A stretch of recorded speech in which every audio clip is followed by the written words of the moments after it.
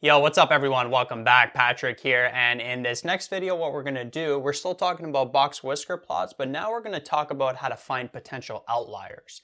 And I'm going to describe the process to you through this example here. We're going to jump straight into a scenario. So we got to draw a Box-Whisker plot for this data over here, and then identify any potential outliers. So the first step is you want to take this data here and you want to arrange it from smallest to largest. And when you do that, you'd end up getting this list over here. So I took those values, kind of put in a vertical fashion just to give myself more room on the whiteboard.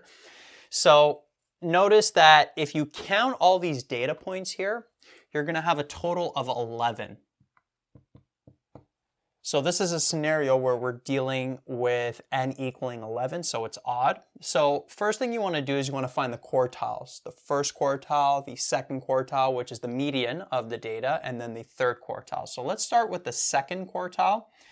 And the second quartile is the median. And the median is always going to be in the position n plus 1 divided by 2. So it's going to be 11 plus 1 in this case divided by 2, which would be 12 divided by 2, which is 6. So the median is going to be in the 6th position. So we're going to have 1, 2, 3, 4, 5, 6. Okay, so in this case, that 13 right there is the median. Let's just call it the second quartile. Now, notice that this is a case here where the halves, the corresponding halves to the left of the median and to the right of the median, they have an odd number as well. And so taking the median of the halves, notice that we got 1, 2, 3, 4, 5. So the median here, it's going to be 5 plus 1 divided by 2, so it's going to be the third position, 1, 2, 3. So it's going to be this middle number here, 11. So that's going to be the first quartile, the median of the first half of the data. And then the second half of the data, the median of that is going to be 14. So that's going to be the third quartile right there. And now that we have the corresponding quartiles, we also have the smallest number and then the largest number. We could create the Box-Whisker plot. So I put a scale over here going from 0 to 26. It's going up by 2s. So let's start off with the smallest number, 3. So 3 would go right there approximately. We got the first quartile at 11. So 11 is going to be here between 10 and 12. And then we're going to have the second quartile, or the median, which is 13. That's going to be there. Then we're going to have the third quartile at 14, which would be there. And then we're going to have the largest number, 26, and that's going to be all the way out here. So let's create a box here. Put these lines like that. Okay, and then we create the whiskers that are going to extend all the way out. Now, just looking at this data, you can start to kind of see this 3 is really out there, and notice that this 26 is really out there. You could actually see it with the whiskers too. Notice that we have this box here that's fairly thin, and then we got these whiskers that really extend out. So when you see something like that, you can start to suspect that there are going to be outliers, but there's actually a technical way to potentially identify them. And the way to do that is we have to actually use the interquartile range. Now remember, what's the interquartile range? It's the third quartile minus the first quartile. So in this case, it is what? 14 minus 11, which is 3. Okay, so the interquartile for this data is 3. I'm going to write that up here.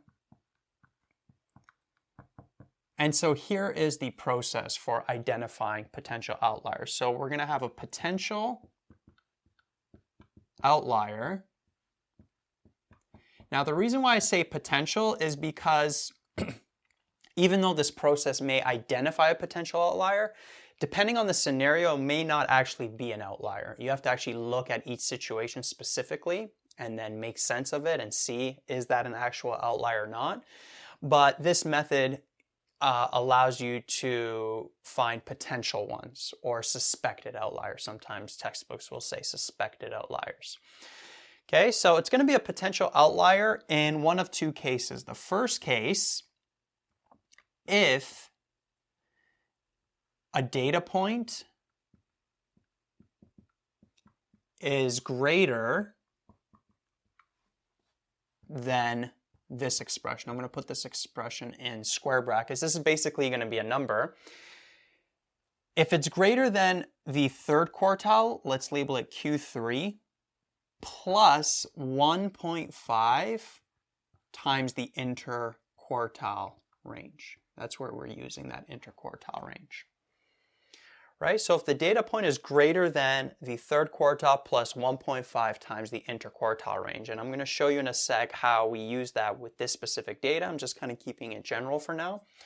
So if the data point's greater than that value right there, or if the data, if there's any data points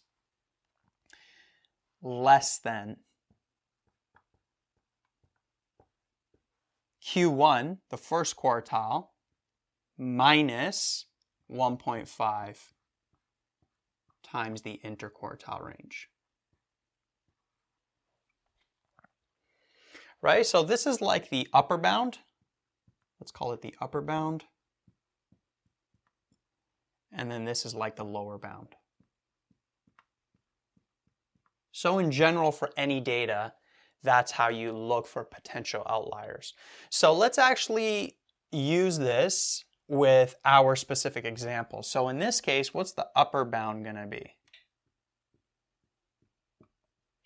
Well, the upper bound is going to be this expression. So it's going to be the third quartile, which is 14, plus 1.5 times the interquartile range, which in this case is 3, the difference between the third quartile and first quartile.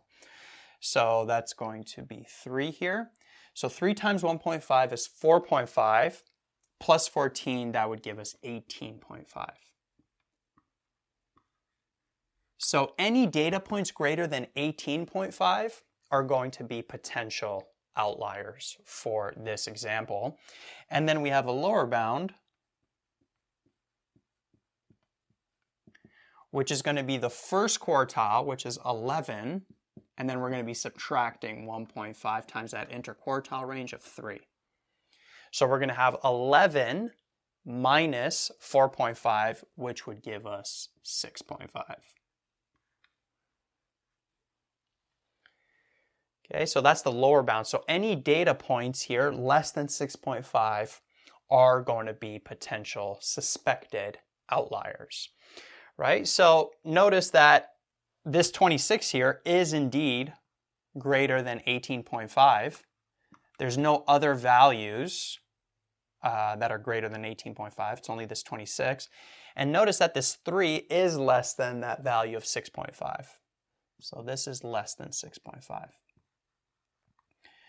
Right? So the 3 and the 26 are potential outliers. You want to look at them more specifically depending on what the scenario is that you're looking at and see why are those values happening. So it's a way to identify potential outliers. Now, another thing I want to mention is that you can take these outliers and you can actually create something called a modified Box-Whisker plot, because as I said, these values here, notice they're really extending these whiskers here. And so when you go through this process and you find potential data points, by the way, there could be multiple suspected outliers. Here we only have 1 on each side. Sometimes you'll get only some on one of the 2 sides. Sometimes you'll get multiple data points on both sides or one of the sides. In this case, we only have 1 on each side. So basically, after you go through this process, you identify these potential outliers, you can create something called a modified Box-Whisker plot, which the way you do that is you basically take these potential outlier points and you put stars for them instead. Right, so this 26 here, I'm going to erase this whisker for now, and for this 26, you'd put like a star here. And then for this 3, you'd put a star there, like that. And then what you do is you actually extend the whiskers out to the next points that are not potential outliers, that haven't been identified through this process, right? So the next point here is 10, which would be like right there. And then the other point is 15, which would be like right here. And notice how much that box now changed. Look how smaller those whiskers are compared to when we had these potential outliers within that BoxWhisker plot.